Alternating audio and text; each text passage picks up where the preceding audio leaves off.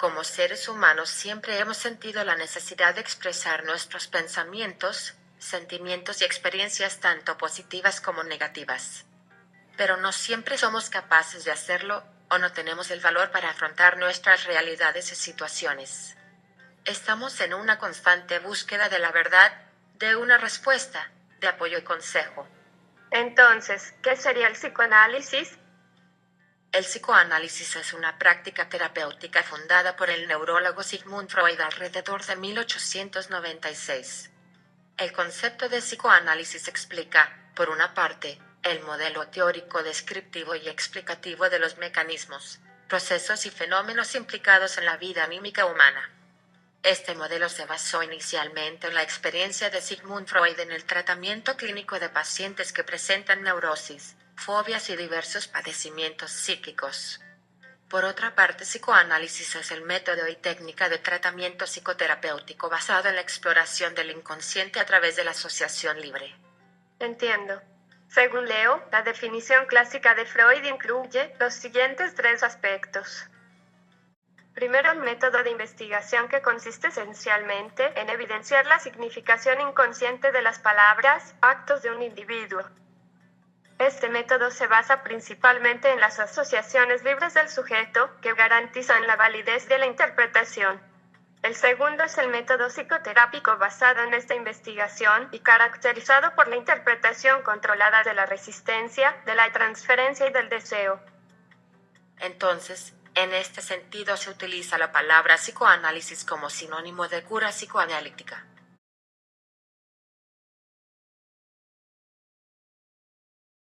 El tercero es el conjunto de teorías psicológicas y psicopatológicas en las que se sistematizan los datos aportados por el método psicoanalítico de investigación y de tratamiento.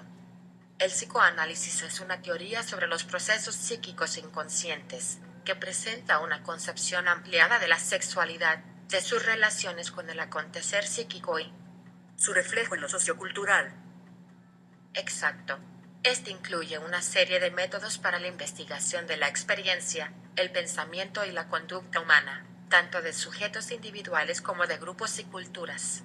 La idea central del psicoanálisis consiste en que tras la superficie en la que se representan las formas de comportamiento perceptibles, con frecuencia se esconden sentimientos y motivaciones inconscientes que no son de acceso fácil al yo y que pueden revelarse y hacerse comprensibles con la ayuda de los métodos del psicoanálisis.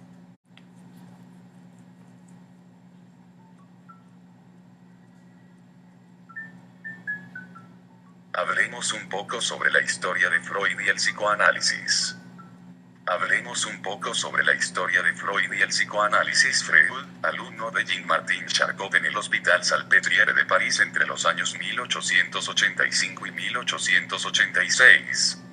Se familiariza con las investigaciones llevadas a cabo sobre la histeria, las cuales mostraban que mediante la hipnosis se podían inducir, suprimir e intercambiar toda clase de síntomas presentes en los cuadros histéricos, sugiriendo una etiología psicológica inorgánica.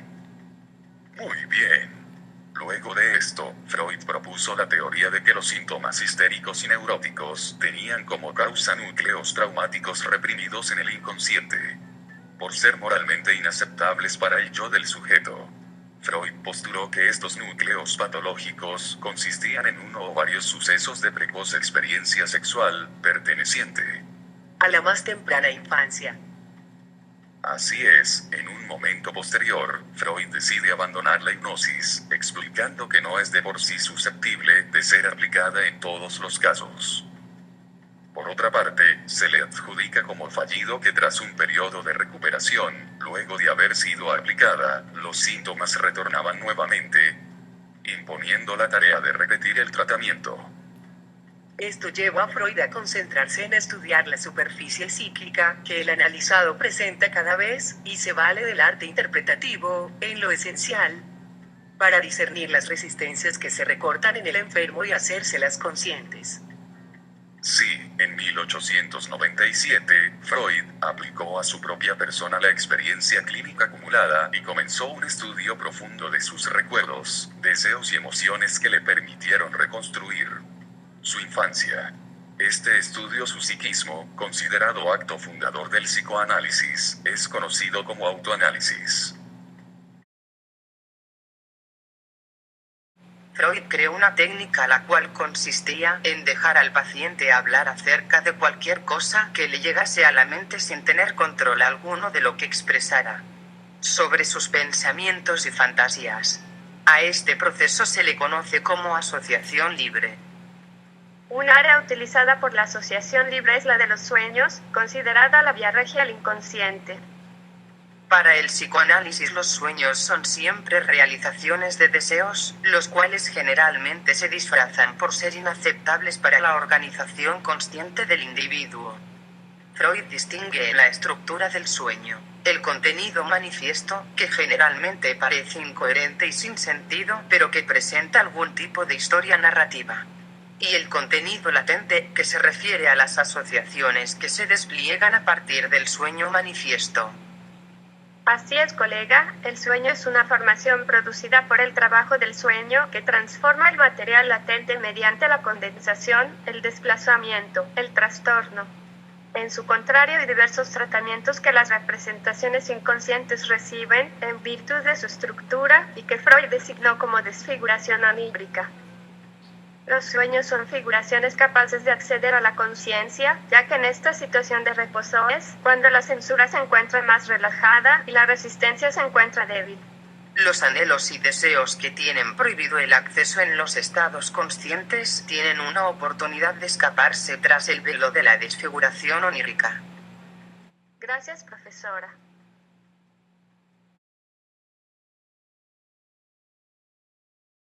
¿Sabía usted que mientras muchas de las teorías de Freud establecían que el sexo era el centro de todos los sueños, Carl Jung afirmaba que lo que influía en los sueños era el miedo a la muerte? También creía que interpretar los sueños de los seres humanos podía ayudarlos a comprender y a cambiar sus vidas. Freud afirmó que el individuo neurótico, cuyas necesidades eróticas infantiles permanecieron insatisfechas, podrá orientar sus requerimientos libidinosos hacia una nueva persona que surja en su horizonte, siendo muy probable que las dos porciones de su libido participen en este proceso. Durante las primeras etapas del psicoanálisis, el psicólogo o analista permanece en silencio y fuera del alcance visual del paciente para proveerle a éste una relajación y confianza total al momento de expresar sus pensamientos y sentimientos inconscientes. El analista que está sentado tras él escucha con atención y comunica al paciente sus interpretaciones, hechas en base al material que va apareciendo durante el proceso analítico.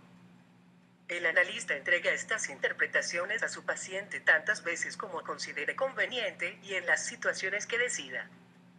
Sí, el analista debe mantenerse neutro y firme, mostrando un poco de empatía hacia el paciente, ya que se puede dar lo que se conoce como transferencia. ¿Cómo transferencia? La transferencia se conoce como el desplazamiento del paciente hacia el analista de los sentimientos experimentados hacia las figuras autoritarias de su niñez. Existen dos tipos de transferencia. La positiva, cuando el paciente se siente bien acerca del analista. Entiendo, entonces, la negativa, cuando el paciente busca algún tipo de reacción afectiva o de seguridad por parte del analista o psicólogo y éste permanece en silencio, provocando en el paciente pensamientos negativos de rechazo, burla y asqueo por parte de éste. Exacto. La contratransferencia será aquel conjunto de reacciones inconscientes del analista frente a la persona del analizado y frente a la transferencia. Se le considera un elemento muy importante en el trabajo analítico porque cada uno posee en su propio inconsciente un instrumento con el cual puede interpretar las expresiones del inconsciente en los demás. Los lapsus son actos erróneos para la conciencia, en los que se manifiesta una descarga del inconsciente.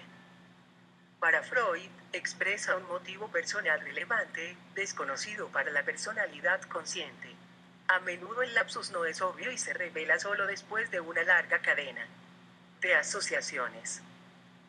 Muy bien, Carolina. ¿Qué lees, hijo mío?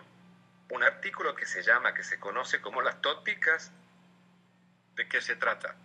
Tópica hace referencia a una teoría o punto de vista que supone una diferenciación del aparato psíquico en cierto número de sistemas con funciones diferentes y dispuestos en un determinado orden entre sí, lo que permite considerarlos metafóricamente como lugares psíquicos de los que es posible dar una representación espacial figurada. Corrientemente se habla de dos tópicas freudianas, la primera en que se establece una distinción fundamental entre inconsciente, preconsciente y consciente, y la segunda que distingue tres instancias: el ello, el yo, el superyo. La conciencia es la cualidad momentánea que caracteriza las percepciones externas e internas dentro del conjunto de los fenómenos psíquicos. El término inconsciente se utiliza para connotar el conjunto de los contenidos no presentes en el campo actual de la conciencia. Está constituido por contenidos reprimidos que buscan regresar a la conciencia o bien que nunca fueron conscientes y su cualidad es incompatible con la conciencia. El preconsciente designa una cualidad de la psique que califica los contenidos que no están presentes en el campo de la conciencia pero pueden devenir en conscientes. Los estados reprimidos son aquellos que no se les puede acceder sin una hipnosis, generalmente son revelaciones a través de imágenes retenidas durante el tiempo de vida de cada individuo. Exacto, papá.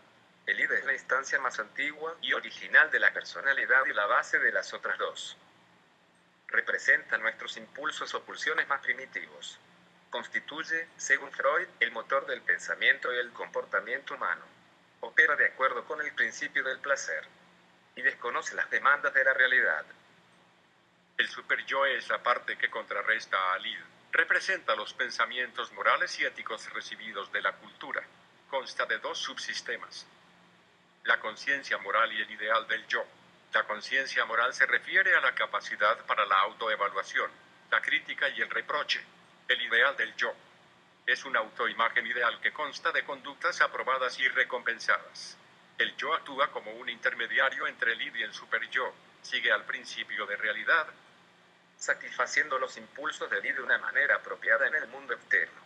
Tal como reconoció Freud, el análisis requiere de gran motivación para cambiar la habilidad, para manejar de manera racional cualquier cosa que el diagnóstico descubra.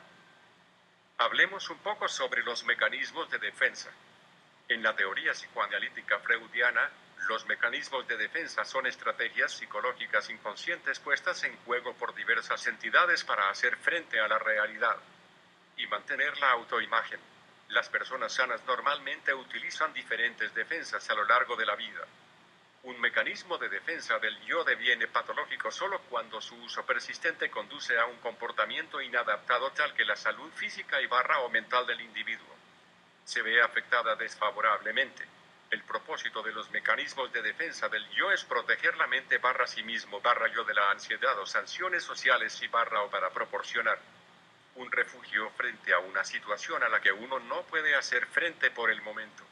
Aquí dice que los mecanismos de defensa son referidos con mayor exactitud como mecanismos de defensa del yo y así pueden ser categorizados aconteciendo cuando los impulsos del yo están en conflicto unos con otros, cuando los impulsos del ello entran en conflicto con los valores y creencias del superyo y cuando una amenaza externa es planteada al yo.